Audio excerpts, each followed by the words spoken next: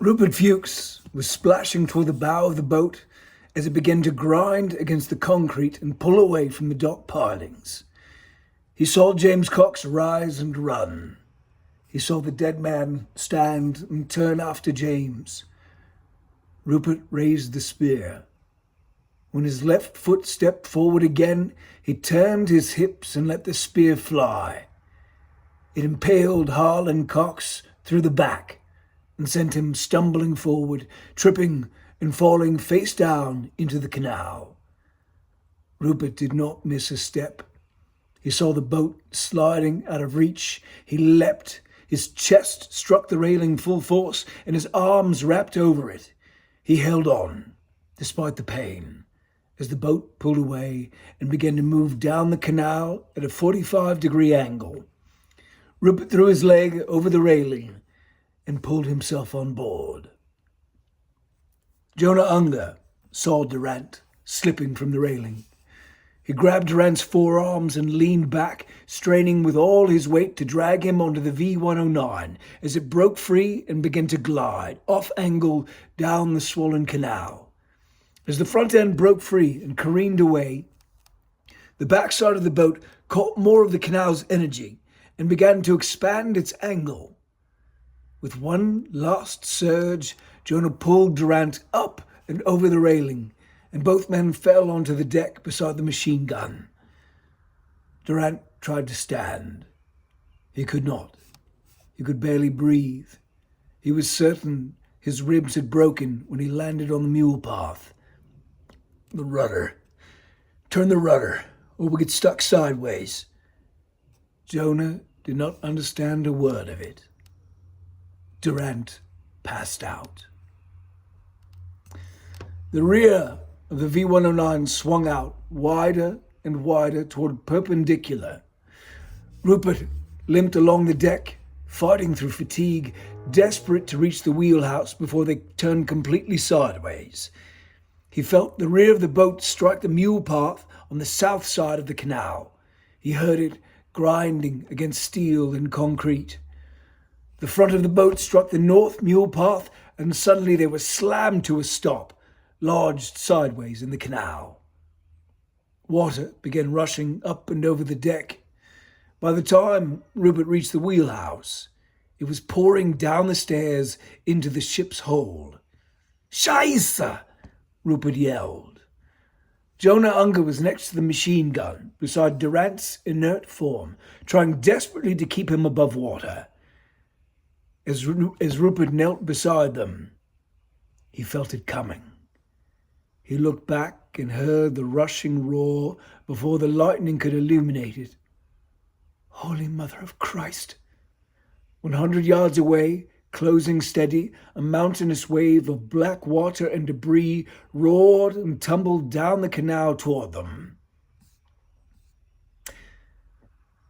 At the concrete wall, on the distant side of the Riekewald Tunnel, when the rain began, the snow melt and fresh rainwater gathered quickly.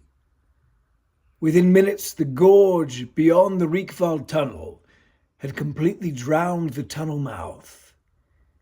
It poured through the machine gun slits and murder holes. Then the force ripped the door off its hinges and water poured into the tunnel.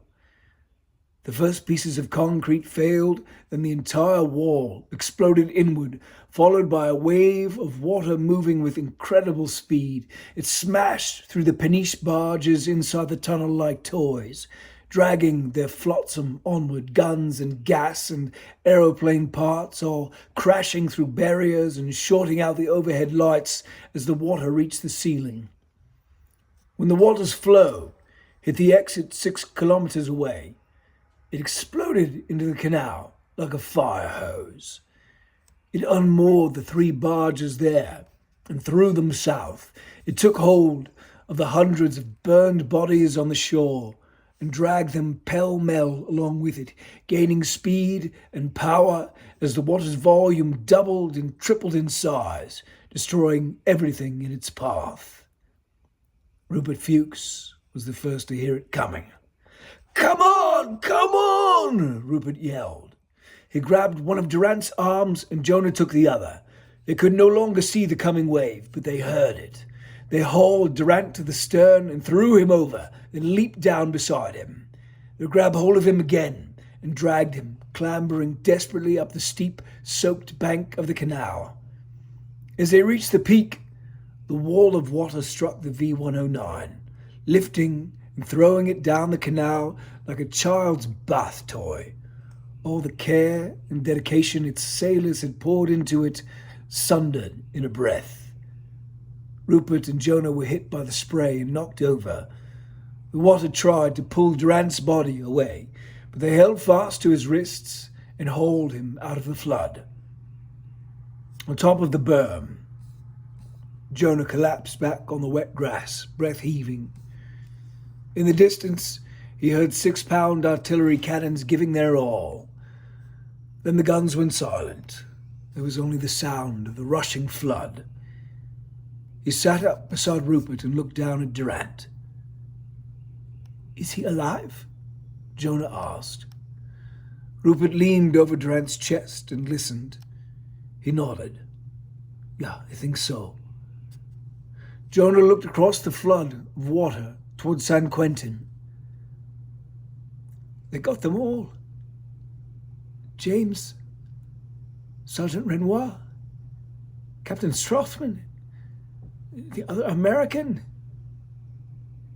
"Yeah." "And Adolf, he tried to kill me." Yes," Rupert replied. "Thank you, Sergeant. You saved my life." Rupert nodded. He patted Jonah's shoulder. Durant began to stir. "How are you, Lieutenant?" asked Rupert. Durant understood Lieutenant, but that was all. He forced himself to sit up. He looked down at the surging floodwaters. Rupert shook his head. "Das Boot ist weg, unser Freund." Rupert stood and held out his hands to Durant and Jonah. "Komm, wir müssen gehen." "Where will we go?" Jonah asked. Rupert shrugged. "Anywhere but here." "Yes." Rupert reached out. Durant and Jonah took his hands.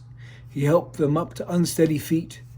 Then they followed the little sapper as he led them over the berm, heading south into black rain.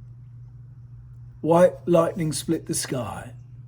Thunder boomed and rolled. As the lightning faded, the dark night swallowed them whole.